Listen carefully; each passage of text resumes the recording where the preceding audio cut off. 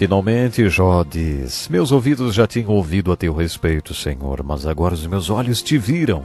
Por isso menosprezo a mim mesmo e me arrependo no pó e na cinza.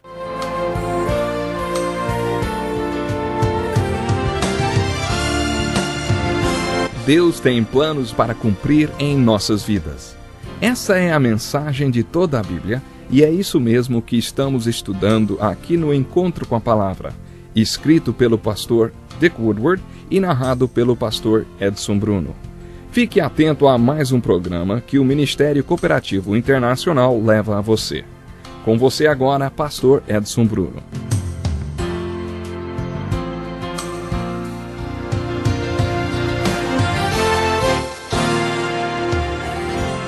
Olá, muito bem-vindo a mais um estudo da inspirada e santa palavra do nosso Deus.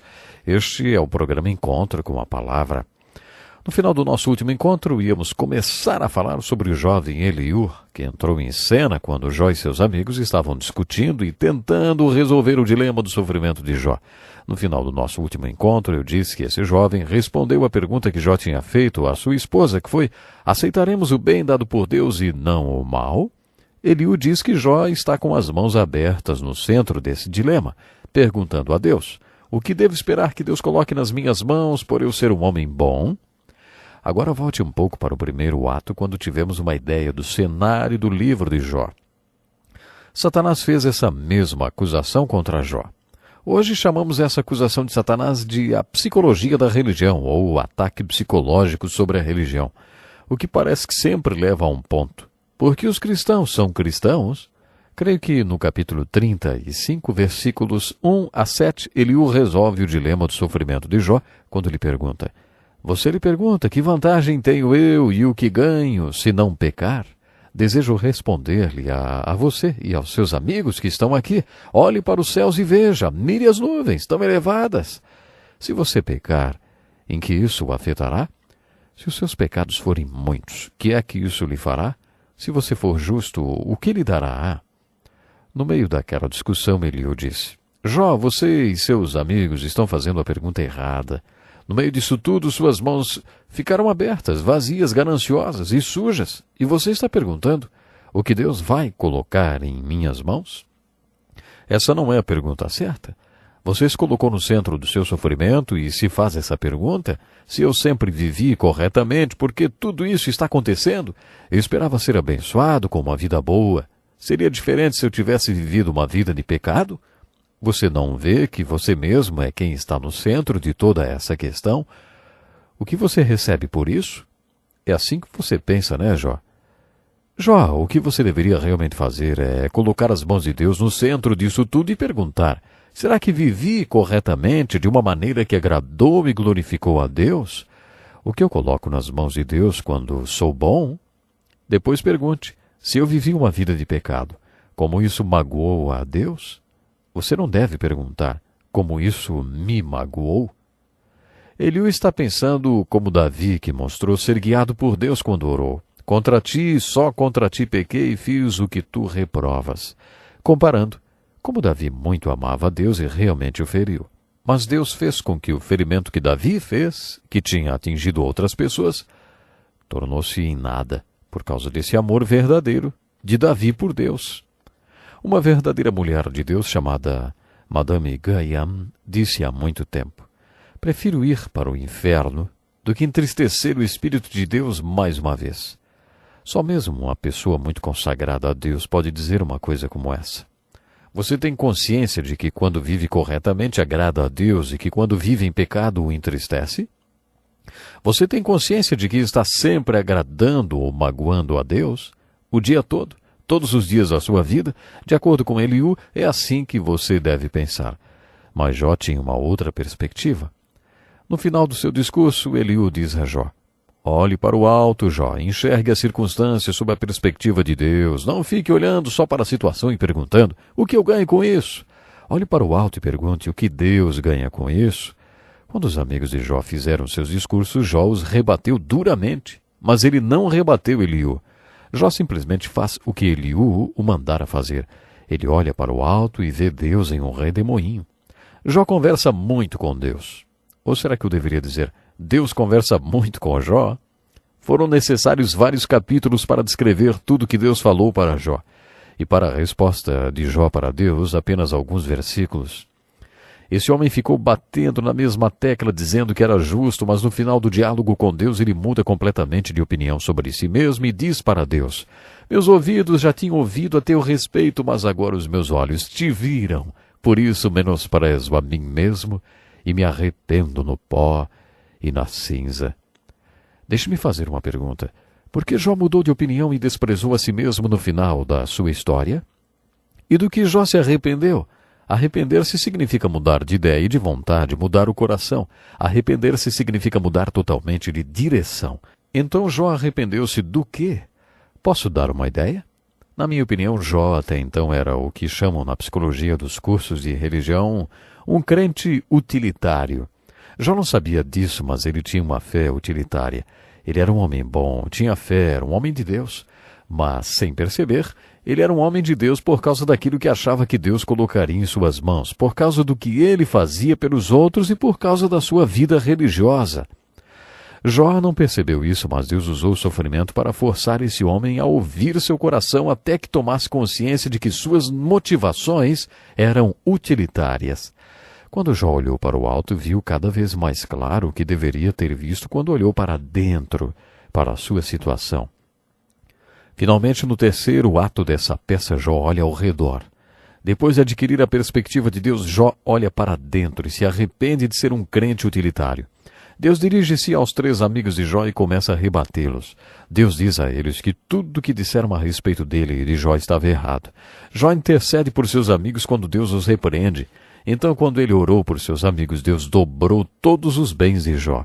Muitas pessoas acham que o livro de Jó é a história de um homem de Deus que era muito rico e religioso. Deus tirou toda a riqueza desse homem, mas o homem de Deus continuou forte e adorando a Deus. Essa é uma compreensão muito simplista do livro de Jó. Há uma verdade muito mais profunda que descobrimos ao observar que Deus só dobrou todos os bens de Jó depois que ele orou por seus amigos. Você já tinha prestado atenção nisso? O livro de Jó nos fala de 3 perspectivas de vida que Deus quer que tenhamos. Deus quer que olhemos para dentro até que Ele nos mostre quem realmente somos. Deus quer que olhemos para dentro para enxergarmos o pecado em nossa vida. Deus quer que confessemos o pecado, que descobrimos quando olhamos para dentro. Deus não quer que paremos por aí, não. Se você tivesse que parar aí, sua vida continuaria a mesma, porque você não pode mudar nada então. Mas você pode ser muito analítico e não sair do lugar. A segunda perspectiva de vida que Deus quer que tenhamos é a visão superior. Deus quer que olhemos para o alto e vejamos tudo a partir do seu ponto de vista, da perspectiva de Deus. Deus quer que o coloquemos no centro de nossas vidas para que, independentemente das circunstâncias, nossa resposta nunca seja "mas eu, por que eu?" ou "o que eu vou ganhar com isso?" ou "por que o Senhor permitiu que isso acontecesse comigo?" Se olharmos para cima e enxergarmos tudo sob a perspectiva de Deus, poderemos dizer: Deus, como o Senhor pode ser glorificado através dessa situação? O Senhor permitiu que tudo isso acontecesse, dê-me a graça para lidar e responder a essa situação de uma maneira que eu mostre o Senhor para as outras pessoas. Senhor, de alguma forma o Senhor será glorificado através de tudo isso. Isso nos dá uma perspectiva muito melhor do nosso sofrimento. Quando Jó olhou para dentro e depois para cima e finalmente orou por seus amigos, foi como se Deus dissesse: agora você vai para o primeiro lugar da fila, Jó. Porque o homem que olhou para cima e para dentro é o homem que está pronto para olhar ao redor e ser parte da minha solução e parte da minha resposta na vida dos feridos dentre o meu povo. Há uma verdade muito bonita no final do livro de Jó quando Deus dobra a sua riqueza. Se voltarmos um pouco no primeiro ato, veremos que Jó teve 7.000 ovelhas. Quando Deus dobrou a riqueza de Jó, deu-lhe 14.000. Jó tinha 3.000 camelos no primeiro ato. Deus lhe deu 6.000. Deus dobrou todo o rebanho de Jó quando dobrou sua riqueza, mas Deus não dobrou o número de filhos quando dobrou sua riqueza. Quando Deus dobrou a riqueza de Jó, Deus lhe deu 7 filhos e 3 filhas. Por que Deus não lhe deu 14 filhos e 6 filhas quando dobrou a riqueza de Jó? Foi aí que Deus respondeu a uma das perguntas corretas de Jó. Quando um homem morre, acaso tornará a viver? Quando as ovelhas morreram? Morreram. Quando os camelos morreram? Morreram. Por isso, quando Deus dobrou o rebanho de Jó, tinha que dar a ele o dobro das ovelhas e dos camelos. Mas quando os filhos e filhas de Jó foram mortos, não morreram, apenas foram transferidos para outra dimensão de vida. Por isso, na perspectiva de Deus, para que Jó tivesse 14 filhos e 6 filhas, Deus só tinha que dar a ele mais 7 filhos e mais 3 filhas, porque ele já tinha 7 filhos e 3 filhas no céu.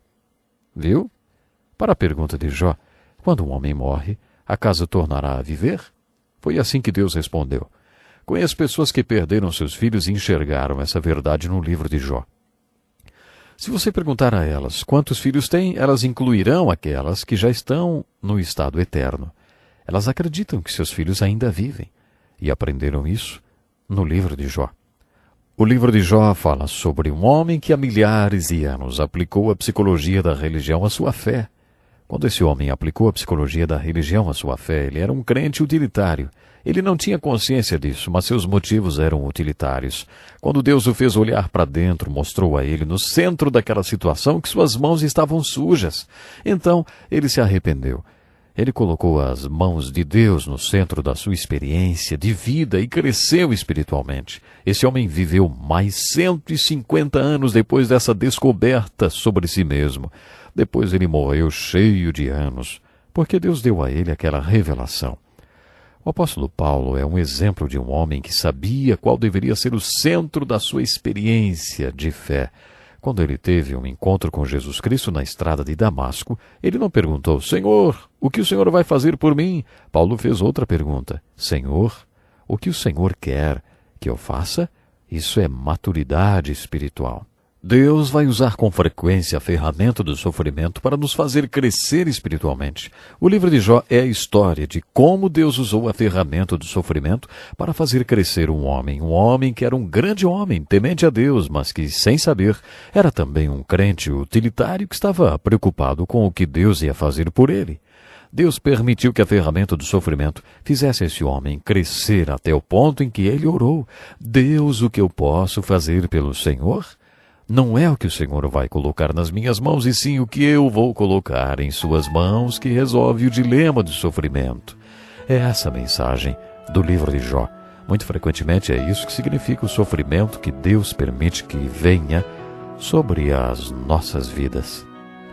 Se você estiver sofrendo agora, se o seu coração está ferido, venha para o livro de Jó e veja o que Deus mostrou a Jó através do sofrimento. Estamos terminando o nosso tempo de estudo de hoje, convidando a você para estar conosco na próxima oportunidade. Que Deus lhe abençoe grandemente.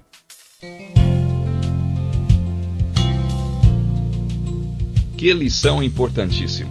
Obrigado, pastor Edson Bruno. Prezado ouvinte, coloque em prática o que você ouviu aqui. Sem dúvida, sua vida será grandemente abençoada. Este é um estudo escrito pelo Dr. Dick Woodward, na voz do pastor Edson Bruno. Escreva-nos e solicite o material. Nosso endereço é Encontro com a Palavra, Caixa Postal 2011, CEP 89201-970, Joinville, Santa Catarina. Até o nosso próximo Encontro com a Palavra.